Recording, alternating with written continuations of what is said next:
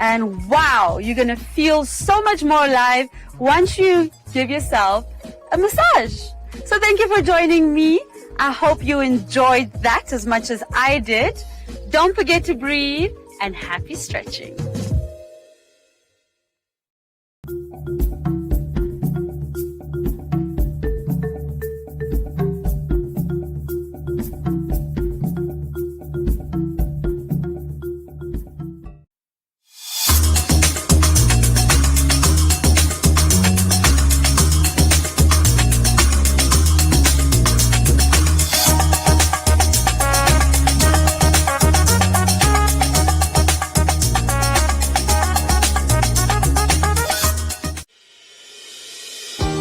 International University of Management, a Namibian university dedicated to its people's future, a hub of abundant opportunities. We are IUM for life. We are IUM.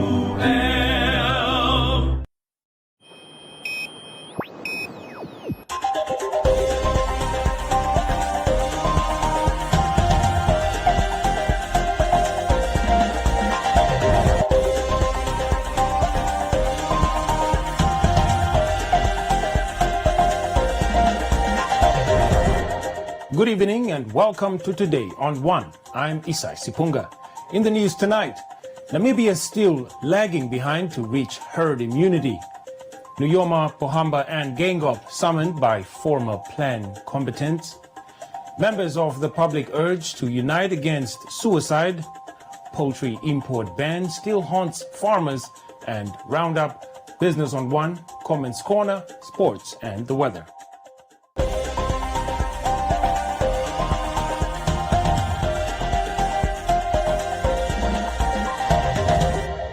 First up, the head of state at the country's 34th COVID-19 update revealed that to date, Namibia is still behind in reaching the government's target to achieve herd immunity, with only 9% of the population fully vaccinated to date.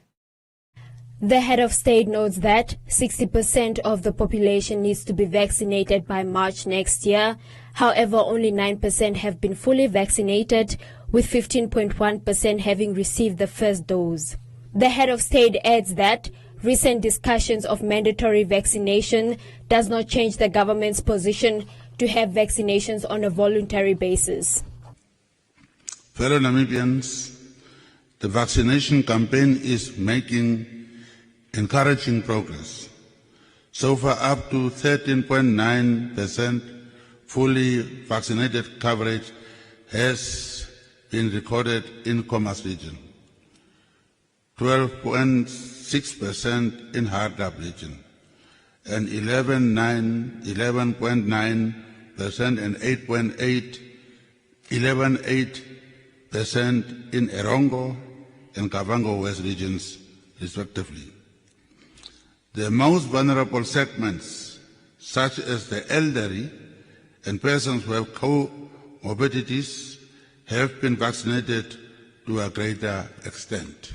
However, uptake by healthcare workers remains lower in comparison, with only 14.5% fully vaccinated. I implore all eligible Namibians to come forward and get vaccinated. Please, I implore all eligible Namibians to come forward and get vaccinated. Vaccination remains one of the effective measures in our national response to avert serious illness and death from COVID-19. When the government developed the national COVID vaccination and deployment plan earlier this year, we adopted the principle of voluntary vaccination. We adopted the principle of voluntary vaccination. The aim of that approach was to encourage vaccine uptake on voluntary basis. Of recent, there has been broad discussion on different platforms about mandatory vaccination. It has also been reported that some employees are making it a requirement for their employees to get vaccinated. This does not change the position adopted by government so far. As such, to date, vaccination in Namibia remains voluntary. It's your life. It's voluntary. I said again, why must we beg you to save your own life? Why? So it's voluntary, but please be vaccinated. Minister of Health and Social Services Kalumbi Shangula at the briefing raised concern with the speed of vaccinations, noting that the number of people receiving their second doses are more than those getting the first dose. It is important to note that persons who have received the first dose have built up immunity against COVID-19 and are therefore afforded a level of protection. Those who are not vaccinated are the most at risk of severe illness and death. We are seeing this in our daily statistics, as the great majority of persons who are currently hospitalized are those that have not been vaccinated. Similarly, the COVID-19 deaths recorded in the country in the past 3 weeks are almost exclusively of persons who have not been vaccinated. Let us do what is right and get vaccinated. There have been allegations in social media that people who are dying are those who have been vaccinated. There is no shred of evidence that supports this narrative. On the contrary, statistics confirm that those who have died are not vaccinated. We are continuing to strengthen our capacity to monitor the epidemiology of COVID-19 pandemic on a regular basis. In this regard, we have expanded the COVID-19 testing capacity nationally, comprising state-owned and private sector laboratories.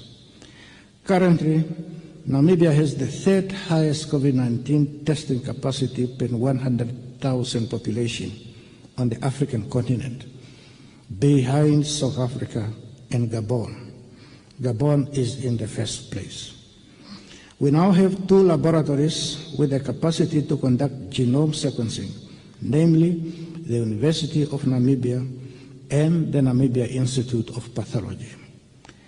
Genome sequencing is an important tool in our national COVID-19 response and preparedness, as it allows us to identify the COVID-19 variants circulating in the country so that we may target our response appropriately. Shangula further assured the country of the availability of vaccines, with 75,000 doses of AstraZeneca received from the Netherlands, 20,000 doses of Sinopharm received from the Republic of Zimbabwe, and 15 doses of Sputnik received from the government of the Republic of Serbia. Namibia has also purchased 40,800 doses of AstraZeneca vaccine through the COVAX facility, 108 doses of Johnson & Johnson vaccine from the African Vaccine Acquisition Task Team, and 350,000 doses of Sinopharm vaccine have been procured.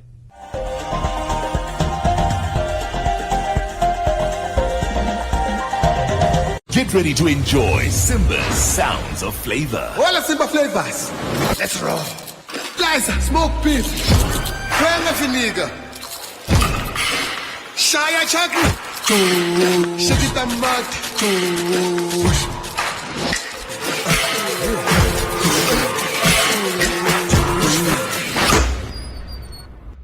Osa. Together we roar because Simba roars with flavor.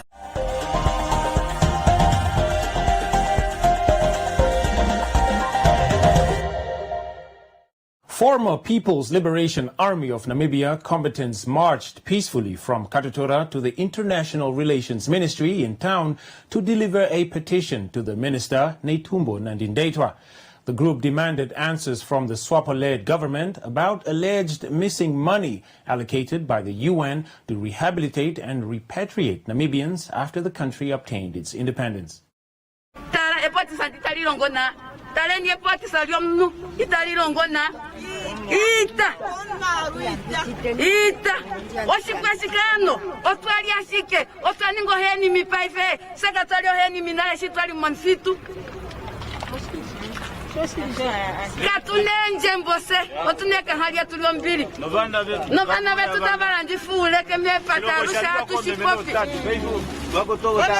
otwaningili kama. The People's Liberation Army of Namibia, often known as PLAN, SWAPO's military wing, fought for Namibia's independence during the armed liberation struggle. Matthew Nangolo, the chairman of the group, which consists of former PLAN fighters, read the petition on behalf of its members who demand a roundtable discussion with the International Relations Minister to find answers about the alleged missing money that was given to SWAPO by the United Nations for the repatriation and rehabilitation of Namibians. Ekutulima otari kumesara kuongerwa etiari limo otari kufoma president ifike punye pohamba tutatu limo otari ku founding father Dr. Semno Yoma limo otari ku excellency Dr. Hage Keikopa president of the Republic of Namibia.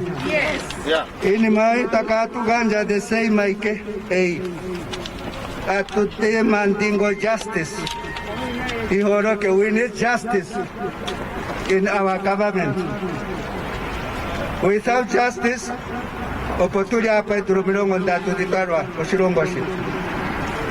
there is no way on that ninge kruka.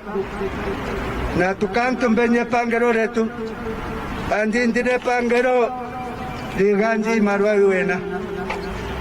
Tukantum table.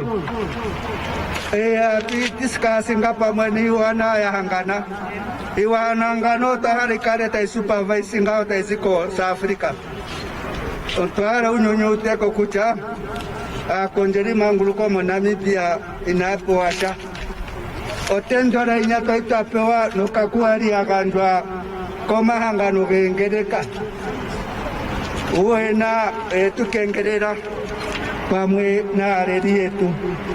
The group was disappointed when the Minister of International Relations failed to show up for their petition delivery. However, a ministry representative received and signed the petition on behalf of the minister. So as soon as she's back at the office, we'll hand the previous letter and also this letter to her. And then we will also request, like you requested, for her to have a roundtable meeting. And then from there, we hope that she will attend to your grievances. Thank you very much.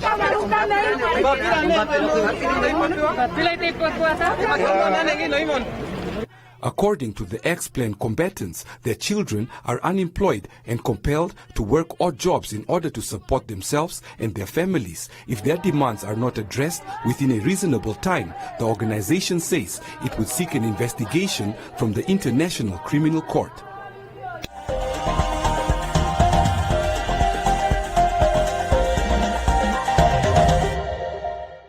This is my favorite gear, because it speaks for me and all my brothers. Nivea Men Black and White Deo.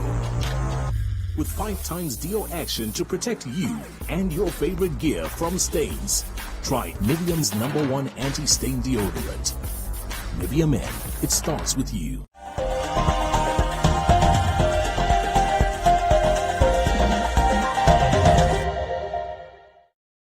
Namibia has seen an increase in suicide and depression cases over the years. Statistics shared by NAMPOL show that over 400 people attempted suicide since June last year, and over 500 persons committed suicide in Namibia. It is very important to encourage our nation to unite in the fight of our life hardships. I must emphasize that life is a long journey with many with ups and downs, lessons, joy and sorrow, celebration and commemoration, success and failure, happiness and sadness. It is unfortunate that there are no shortcuts in life to skip some of the hardships time in our lifetime journey. I want you to take note of that. It is therefore important to understand that in this life journey, we need other.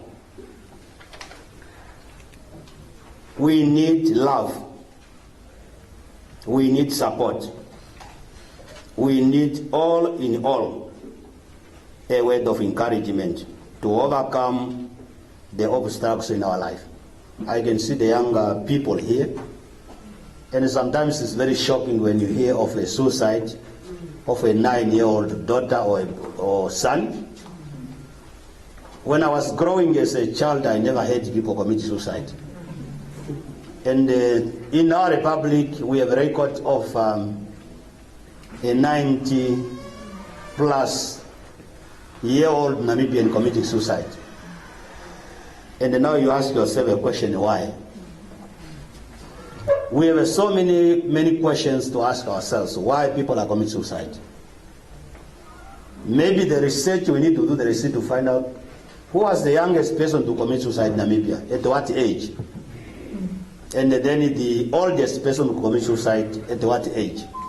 And I think that will give us some idea, to dig deeper and find out what are the root causes. According to the World Health Organization, every 40 seconds, one person dies by suicide. With Namibia being one of the countries with a high number of suicide cases becoming a sad reality, the Coma Suicide Prevention Task Force aims to curb deaths by suicide by creating awareness, educating the public, and connect with people to get assistance when the need arises. The Deputy Minister of Health and Social Services notes that Namibians should start by talking about their problems and seek professional help when feeling depressed or suicidal. The aim of this day is, of course, to create a platform to raise awareness on the prevention of suicide, as well as to promote preventative measures with the aim to reduce the number of suicides and suicide attempts globally. Action is very important because sometimes we observe changes in the behavior of a family member, but we turn a blind eye. We make as if we don't see that. And then the next moment is either we lose that person or there is an attempt. So action, whether small or big, is very important. We need to give people the confidence and empower them to take action. The chairperson of the Coma Suicidal Prevention Task Force said that since the establishment of KSPT in 2020, they could not do much work due to the COVID-19 pandemic. However, now that the COVID-19 cases are on the decrease, they will soon roll out awareness campaigns and society prevention workshops within communities. Our activities has been on hold due to COVID-19, as I said. But since the situation is stabilizing, we will continue with our plan to conduct information sharing activity with communities, activities with our schools, provide information on suicide prevention to the survivors of suicide loss and those that attempted suicide or feeling suicidal. Conduct trainings on suicide prevention with various professionals, such as healthcare workers, wellness officers, life skills teacher, police officer, etc. We will continue share information on suicide prevention via media presentations. We will continue networking with the rest of stakeholders, NGOs, ministries, or whoever in Comas region. Namibians are further encouraged to unite against suicide and offer support to those in need.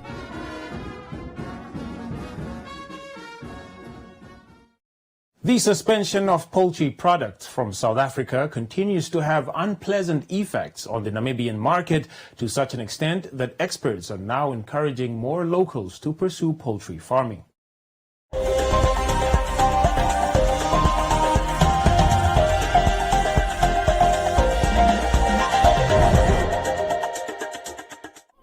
Since the ban of poultry products from South Africa, a noticeable pinch began to be experienced by chicken farmers countrywide. We had scheduled to import about 35,000 day-old chicks, but because of the suspension that has been put in place, we are not able to do so. Hundreds of thousands of dollars were reportedly lost since the ban was introduced in May this year. This has really put a negative effect on my business because that means now I'm not able to pay salaries for the workers, not able to pay the rent. The ban resulted in the cancellation of thousands of day-old layered chicks, which allegedly resulted in the poultry industry experiencing a cascade of issues. What has been mostly affected is the whole entire sector, because that means these day-old chicks that were supposed to come in now are supposed to produce eggs within the next 5 to 6 months.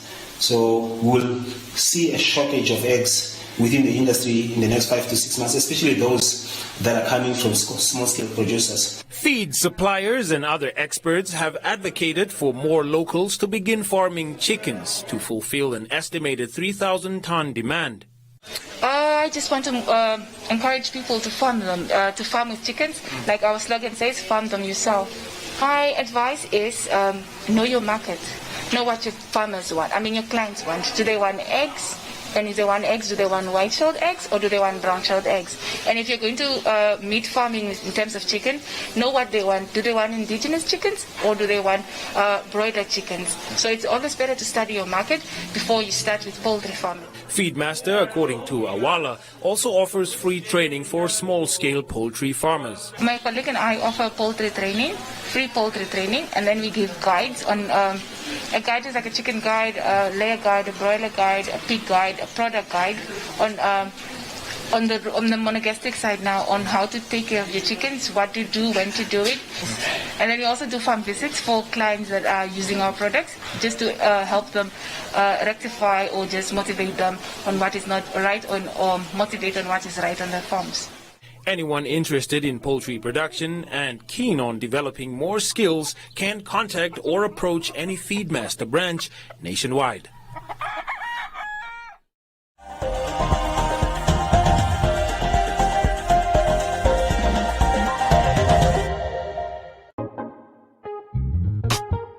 Every Saturday at 7 p.m., you can stay true to Namibia Sounds with the Valentine's True Music Sessions. Only on 99 FM. Stay tuned. Stay true. There's no wrong way. Valentine's. Not for sale to persons under the age of 18. Drink responsibly.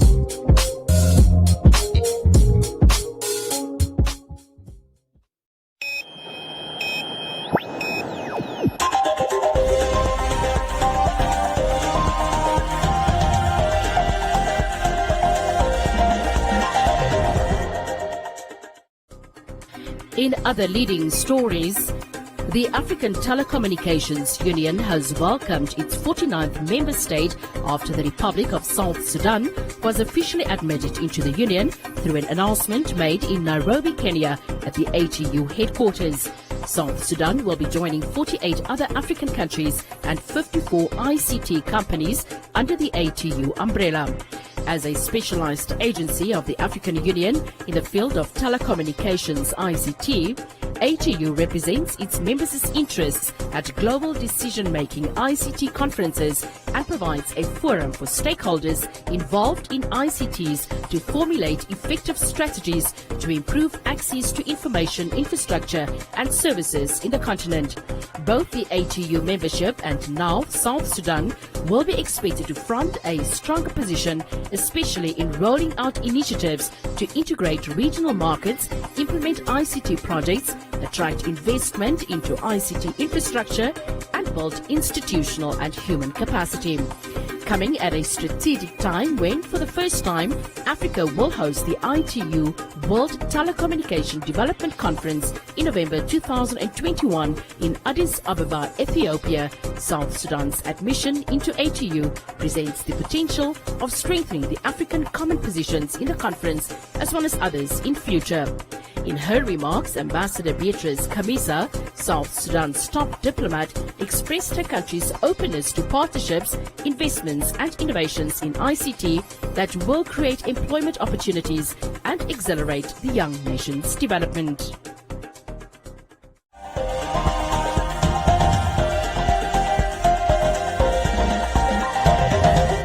Get ready to enjoy Simba's sounds of flavor. All the Simba flavors. Let's roll. Guys, smoke beef. Kwanga finiga. Shaya chakri. Shakita mat.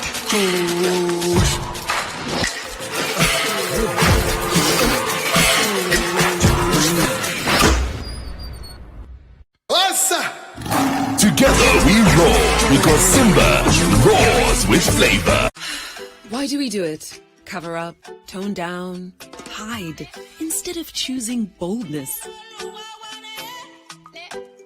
Celebrate the skin you're in with Nivea Rich Nourishing. Our triple layered care of deep moisture serum, natural almond oil, and vitamin E enriches your skin for 48 hours. It's time to show off your best skin. Choose to wear your skin with pride every time with Nivea Rich Nourishing.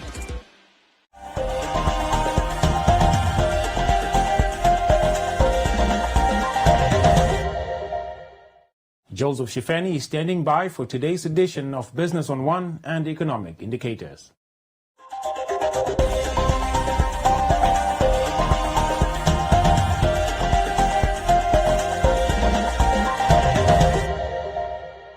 Welcome to this evening's edition of Business on One. I'm your host, Joseph Shifeni.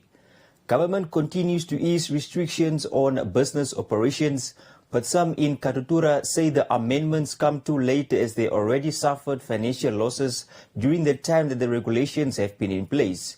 They plead for government officials to visit the informal settlements to assess the impact that the measures have had on their businesses. Emilia Haita is a 27-year-old who resides in Koreagab where she owns a bar.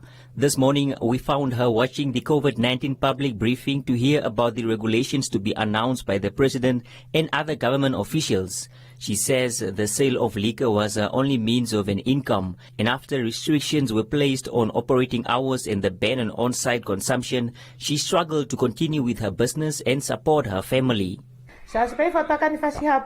Ani ilonga katunasha ilonga vali katunange tunokukwafera vakulunu vetu nunona shose nga bunono baba veke escola ke shefikula kalunga kabaki nomboroto yini moya weddo katunangena nenane atupikine ngo konkulunu kuchata nge ashkene tufirengo ngene onkiso tu udite oya shiri omouli moshilongo oto uli ovanu shiri ashiko shinasha ndia jema kumeido hikucha onawa ke se peima nandenga se unene ba oma eneredo maria fifo. It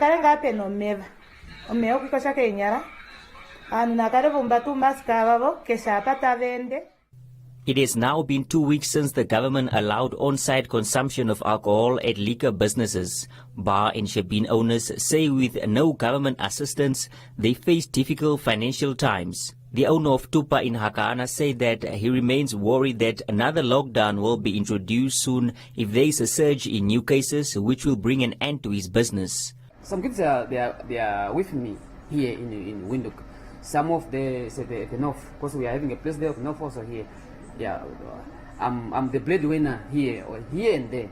So it was very difficult to me, to be honest, to survive. Because I know if the case going up again, I think the business will close again. So I just want to ask them, because if they have any plan for us, for if the case go up again. So they still lock us business again without any assisting from the government, or it's what I exactly want to know. So Because I'm afraid if the case going up again.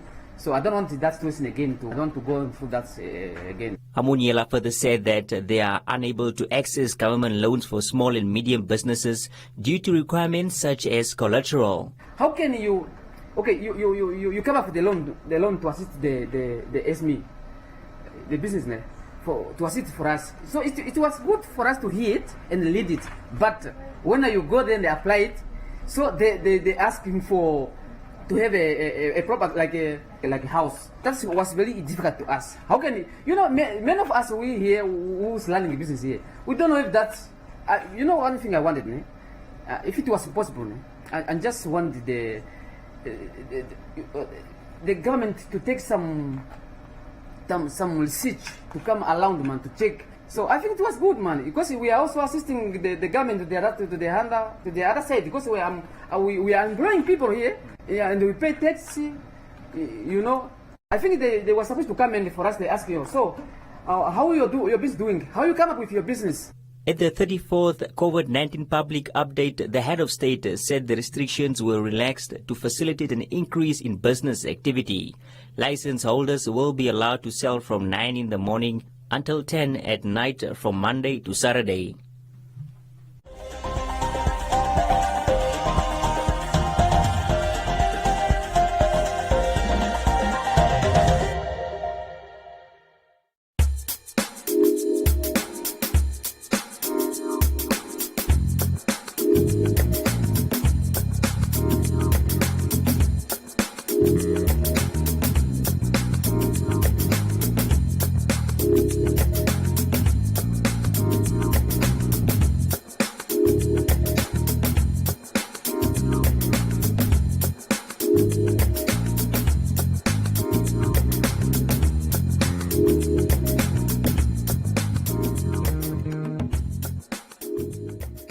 Thank you for watching. Be sure to join me again next time, and don't forget to follow us on our social media pages.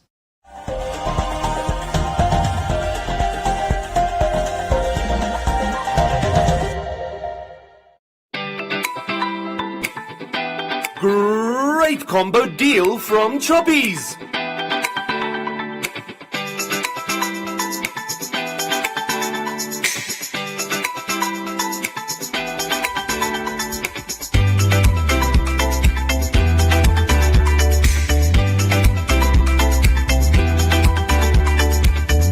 Choppies, great value for your money.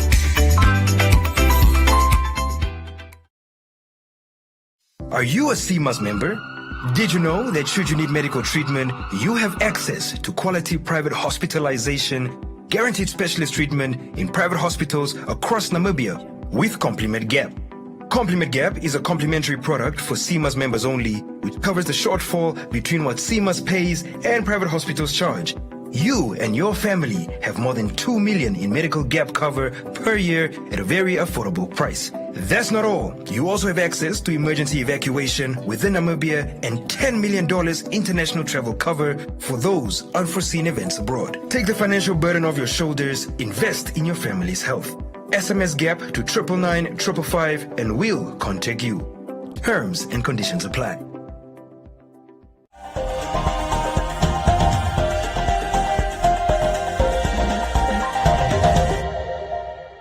Time now for Comments Corner, your daily dose of comments from our social media pages. The management at the Rindi Private Game Reserve is being accused of unfair labor practices ranging from racism, apartheid, favoritism, nepotism, and a biased management. Employees say some issues started as minor but have now escalated and have been brought up with the management dating back to February 2021. However, they claim that there has been no effort from the management to address the complaints. Mushari says our government is failing us.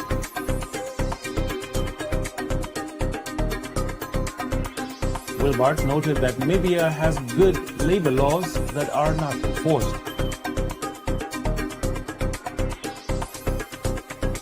Victor noted that labor inspectors are not performing their duties efficiently and effectively.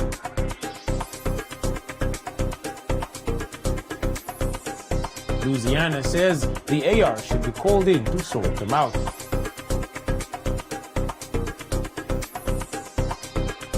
However, Thomas noted that almost every institution has one or two bad apples, adding that they should pull up their socks and do the right thing. And that's all from Comments Corner. Be sure to post your comments on our social media pages for broadcast every day only on Today on 1.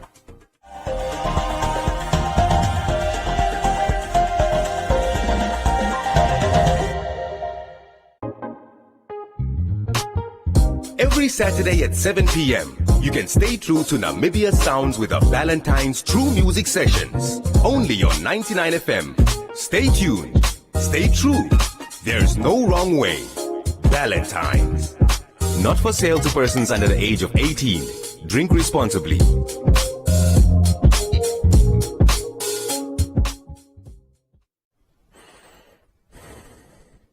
Are you struggling to breathe? Breathe easy with new Zinfarm Lung Guard. Zinfarm Lung Guard promotes comfortable breathing in patients with asthma, smoker's lung, and athletes. With a specialized formula of antioxidants, keep your airways open, support healthy blood circulation to your lungs, and enhance normal breathing. It's Fabufarm's new Zinfarm Lung Guard, supporting your respiratory and lung health. Now available at all leading pharmacies countrywide.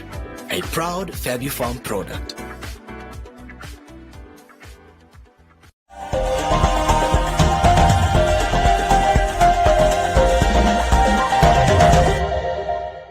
Time now for today's sports update with Chairo Musiandaka.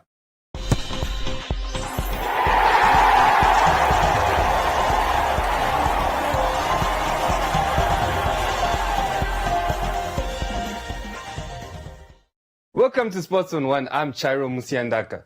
Namibia's biggest boxing stable, the MTC Nesta Sunshine Boxing Academy, recently announced that the stable will be hosting the Together as One Part 4 Boxing Bonanza.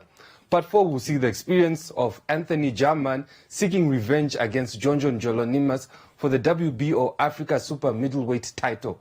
More on this story from our sports desk. Almost 6 months after his loss against John Jolonimus for the WBO Africa Super Middleweight title at the Together as One Part 3 Boxing Bonanza, Anthony Jarman will yet again challenge John at the 4th edition of this Boxing Bonanza. Together as One is a boxing event promoted by MTC Sunshine Boxing and Fitness Academy. We're going to have a rematch between Anton Jarman versus John Paulines for the WBO Africa Super Middleweight title. You know, this kid, they fought on the 10th April where John knocked out Anthony Jarman in the 10th round. So it was a painful punch and it hurt him, and for sure most mentally he believed he could do better and he's ready to take the rematch. That's why he come up to our office and he asked the rematch. So we granted him the rematch because the champ also, he think he can do better than he did last time. I'm very excited. Boxing is back. When the president announced that contact sport is allowed, I think a lot of people get excited. And now it's our duty now to show and to share the excitement with the whole nation, to put up a fight like this. The Together as One Part 4. The event will also see the return of Jeremiah Loki Nakathila, who endured his second loss of his career at the hands of American wonderkid Shakur Stevenson. Tobias said that this fight for Nakathila is the perfect opportunity to get back onto the world stage. Also on this card, we're going to have Jeremiah Nakathila, who's going to have his comeback fight over 8 rounds. You know, in boxing, you can be on top, but if you've been defeated, then you go down, you see. So now we have to bring him back to get him in the rating so he can fight for a bigger fight again. So we're also going to have a WBO Africa welterweight title for Charles Shinima versus Mohamed Matu from Tanzania. That is a great fight for him. And then we also have a WBO global title in the super bantamweight. Philippus Ntumba Energy is going to fight against Innocent Matengo from South Africa. That fight is going to be over 12 rounds. Great fight for the kid, so he can get in a world rating. Then we're also going to have a national title. This is going to be against Mateus Heita, Mr. Shefeni, who's the current champion now, in a super bantamweight. That's also going to be a good step in a direct direction. You know, this is young kids. We have been grooming them all the time. They have been fighting, but now you're going to remember them when they win the national title or win a regional title. That's where you get in a world rating to fight for the bigger fight, and that is the world title. All in all, we're going to have 4 title fights. 3 WBO and 1 national title. Of course, Nakathira are going to fight a kid from Zimbabwe, Tinashe Mazwane from Zimbabwe. Of course, it is a very experienced kid, and for sure Nakathira, you know, all of us, is a very dangerous fighter, and he can take anyone out, you know. Tinashe, just a good opponent for him to get the win and to get back in the world rating. For now, we announced 5 bouts, and now the undercut, we're going to announce the undercut next week. Then, of course, we just want to finalize the matching, the opponent and so on. How we're going to have, all in all, we're going to have like 15 bouts or 14 bouts. The event is set to take place on the 16th of October 2021 at the Vendu Country Club Resort and Casino.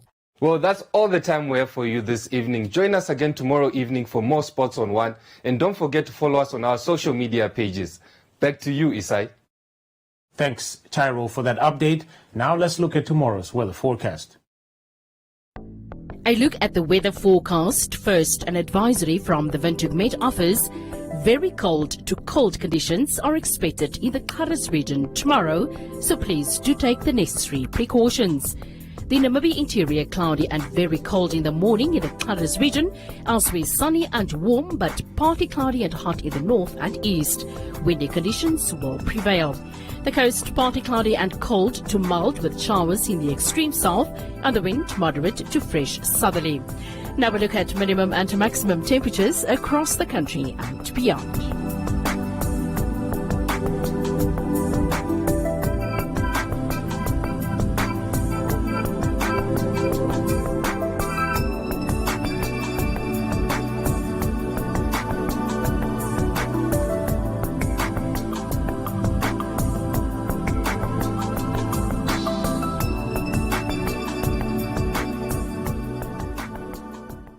We have come to the end of this evening's edition of Today on One. Do join us again for a repeat at 9:30 this evening, 6 a.m. and the Omniverse Saturdays from 9 a.m. to 2 p.m. From me, Isai Sipunga, and the rest of the team, it's good night.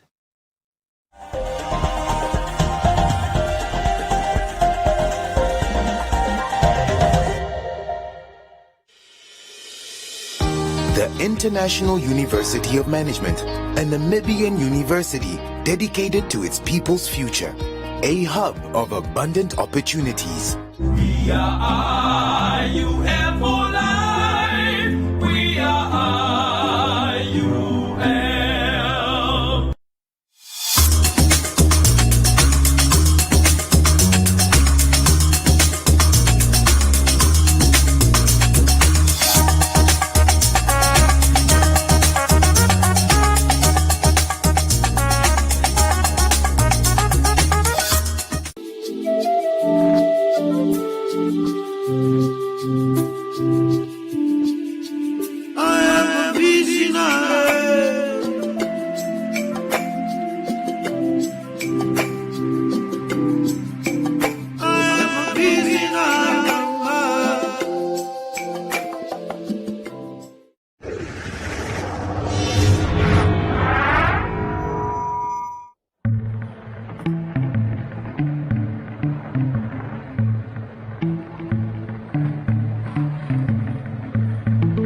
I like rhinos. I like them very much. Future here in this area is depending on the tourism. The future generation, they can see and they can benefit from their own resources. Animals like rhinos, elephants, the big five, you benefit from them and it must be respected.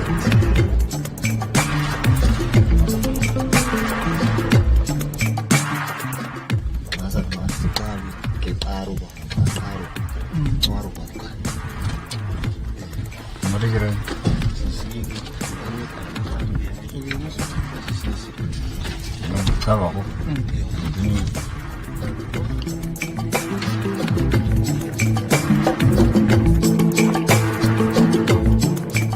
are not feeding the rhinos, you are not giving them order, so it's a free business.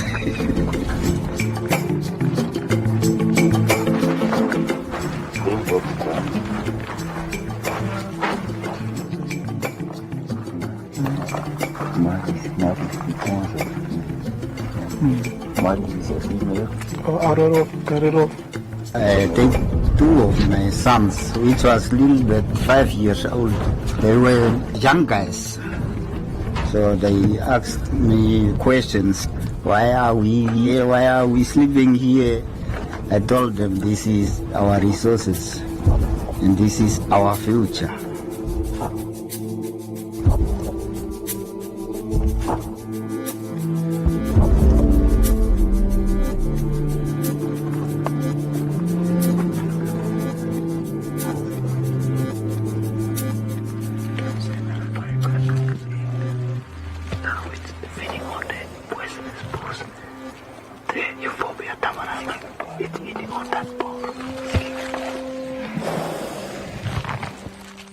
My first memory of going with my dad is that I learned new things. As I grow up as a man, I see an opportunity in it. So I decided to look for a job pertaining tourism. So that's when I was employed at Palembang. So I decided to go for tour guide studies. Because I grew up with the tourism industry, the wildlife, the rhinos and everything, to bring that experience to the tourist. You can see the hyena. The biggest change is I was employed, getting paid, and also I can now support my family.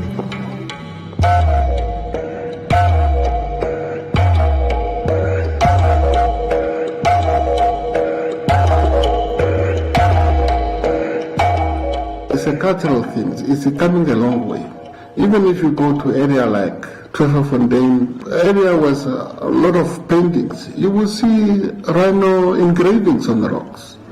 That is an indication that the interaction between human, especially the local communities and wildlife, is dating back. That intimacy relationship is coming for a long time.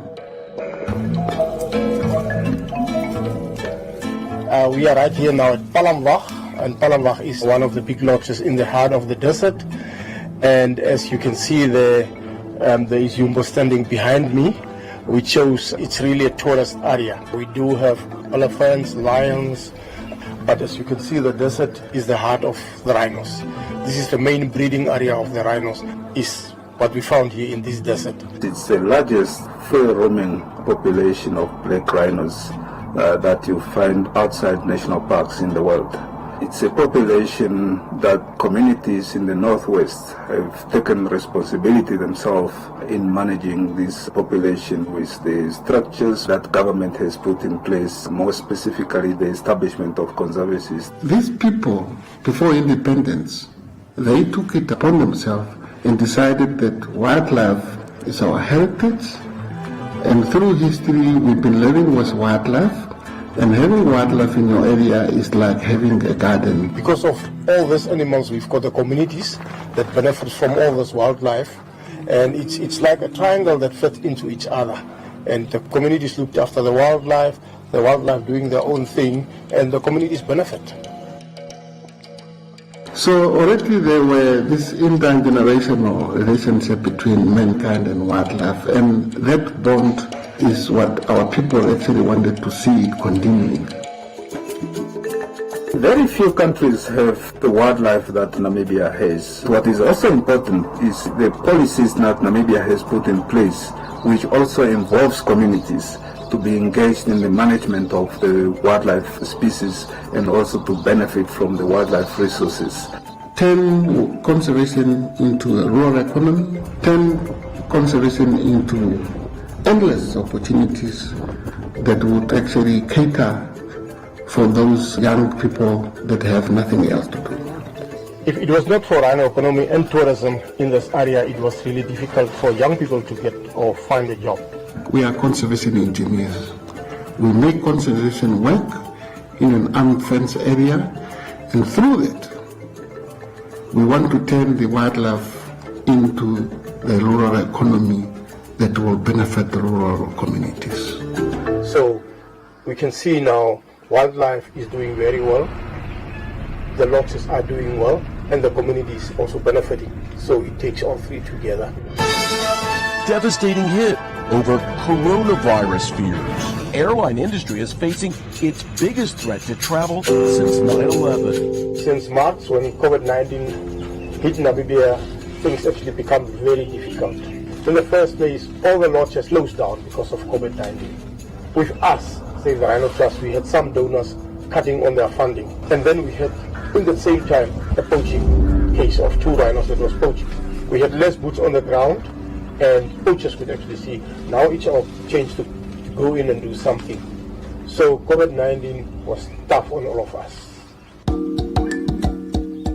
Ginger Morning, who is one of our trustees, actually came up with the idea of, why don't we ask you to go to buy some gold for us and make gold bars, and then we sell them for rhino conservation. I was fortunate enough to have a chance to have lunch with Clive Johnson, the CEO of B2 Gold in Vancouver, Canada. And I looked at Clive and I said, we've got rhinos, you've got gold, let's do something. Let's create a coin or a medallion or a bar using your resource to create a sustainable source of funding for rhino conservation for the future. There was it. The gold was bought, the bar was made, and I think it was 31st of January that we launched the bars in Windhoek. And suddenly one morning I had an email from my office, from my finance person, saying, these people don't have salaries. So I said, oh, what now? So I picked up my phone and I phoned Mark Dow. I said, Mark, I've got this problem. He said, but we've got the fund already ready for you. You just have to apply, put a proposal in. 1,000 ounces of gold can make an enormous difference to the livelihoods of the communities that live up there. We are, in essence, providing income and providing a livelihood to the communities. In the absence of tourism, especially now with COVID-19, even prior to that, when we had such a bad drought, the communities became even more dependent on the natural economy. The idea is to make this a fund that will last for the next 25, 30 years, or even longer. And a portion of that will be distributed immediately as needed. And in this case, the COVID-19 crisis necessitated us to distribute funds to pay salaries to help people in the field.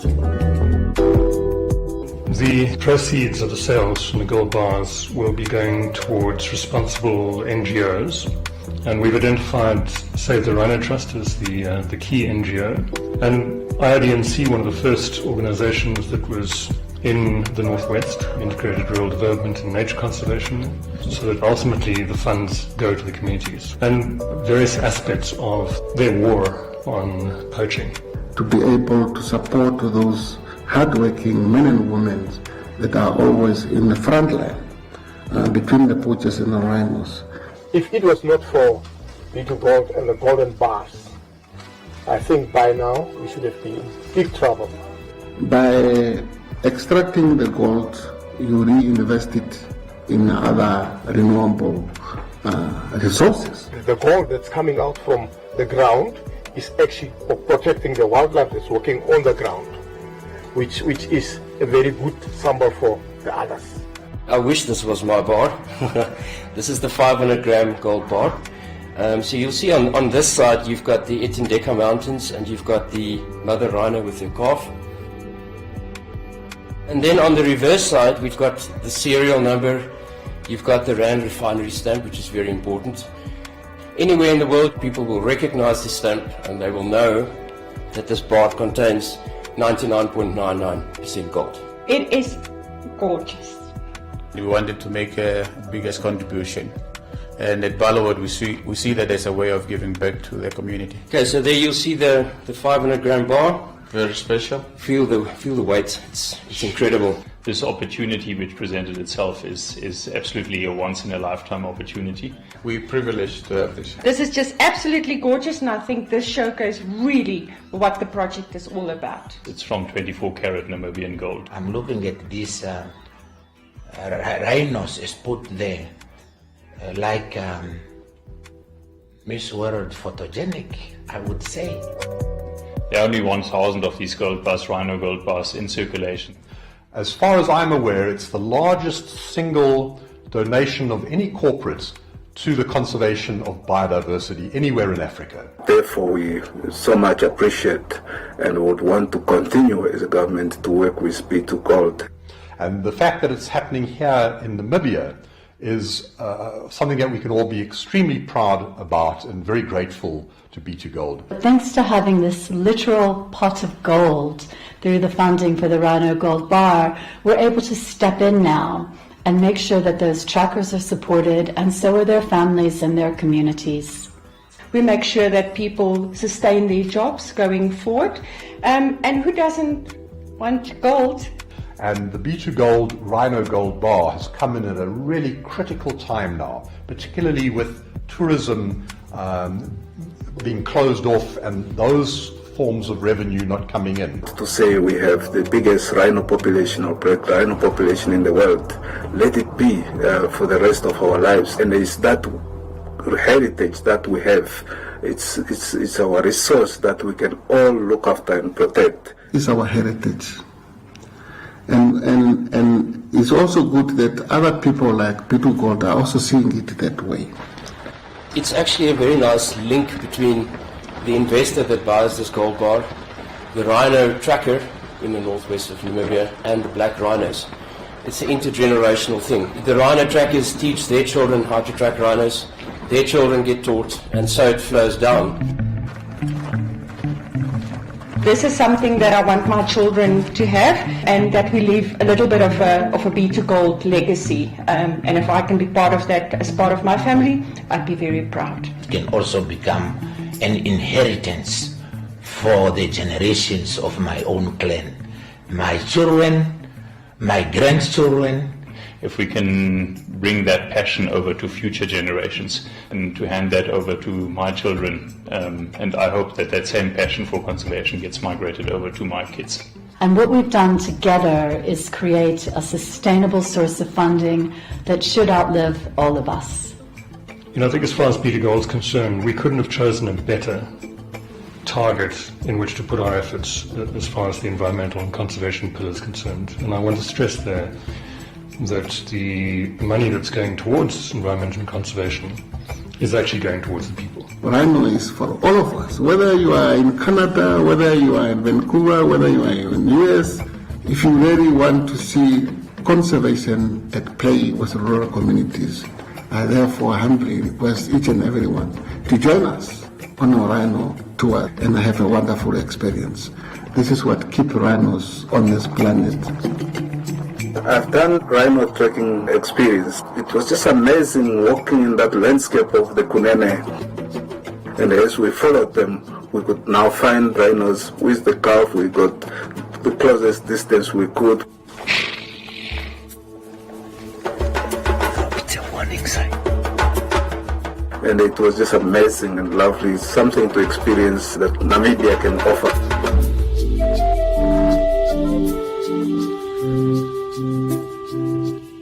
It's something that you have to do in your life.